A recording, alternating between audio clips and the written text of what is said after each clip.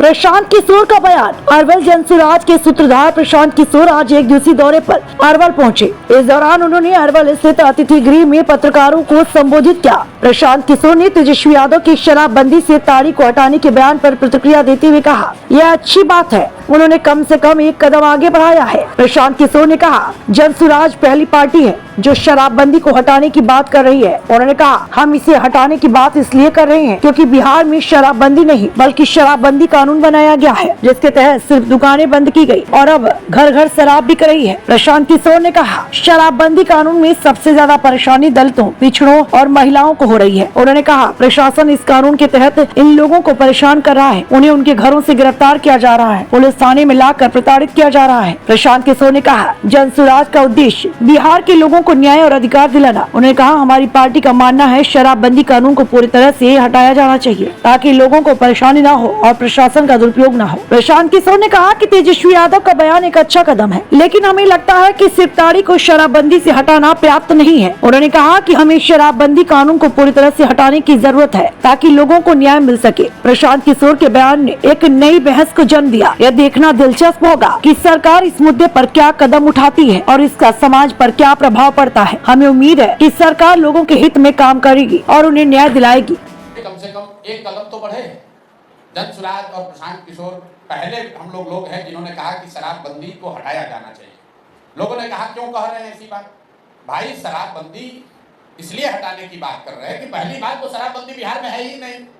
ये तो सिर्फ शराबबंदी का कानून है, बना है, जिसके तहत दुकान शराब की बंद कर दी गई और घर घर में शराब बिक रहा है। नुकसान बिहार के लोगों का 15 से 20 हजार करोड़ का हर साल हो रहा है। ये पैसा कहाँ जा रहा है?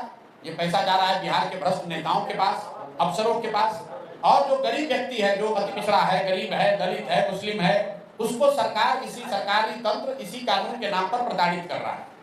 अभी जो ताड़ी की बात की गई है, आप गाँव में चलिए, सिर्फ पारसी समाज के लोग ही क्यों, आप मुसहर समाज की दशा देखिए, आप पासवान समाज की दशा देखिए, अति पिछड़ा समाज के किसी भी गाँव में चलिए, पुलिस वाले पहुंच गए, किसी को शराबबंदी के नाम पर पकड़ लिया, वहां के महिलाओं को बुलाकर थाना में कहता है झाड़ू लगाओ, बर्तन साफ करो। और ये तमाम चीजें हमने रास्ते चलते हुए पैदल पदयात्रा के दौरान देखी। इसीलिए कहा कि भाई, जिन महिलाओं के नाम पर ये कानून को बनाए हो, सबसे ज्यादा प्रताड़ित, शोषित वो महिलाएं हो रही हैं। ये ताड़ी वाली जो बात है, आप किसी भी ताड़ी वाले पासी परिवार में ये पुलिस वाले घुस जाते हैं, उनका हांडी उंडी तोड़ देते हैं, पैसा ले लेते हैं, उनसे बदमाशी करते हैं। तो शराबबंदी हटना चाहिए। और आपने देखा होगा, शराबबंदी तो लागू नहीं है, इसका एक बहुत बड़ा कुप्रभाव युवाओं को पड़ रहा है।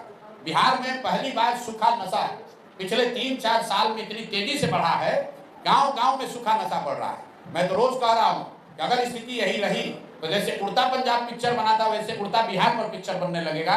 हम लोग को अपने विचारधारा, पार्टी, दलगत राजनीति से ऊपर उठकर बिहार के बच्चों के भलाई के लिए इस फर्जी कानून को हटाना चाहिए और बिल्कुल महिलाओं को का वोट लेने के चक्कर में गलत बात नहीं करनी चाहिए, क्योंकि महिलाओं को भी पता है कि शराबबंदी कहीं नहीं लागू है।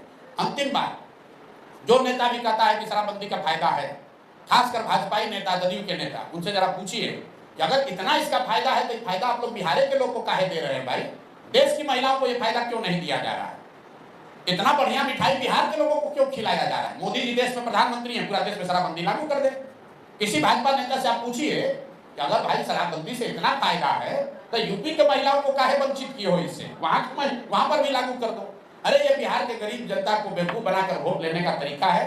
उनको भी मालूम है कि इसका कोई फायदा नहीं है, इसका सिर्फ और सिर्फ नुकसान ही है।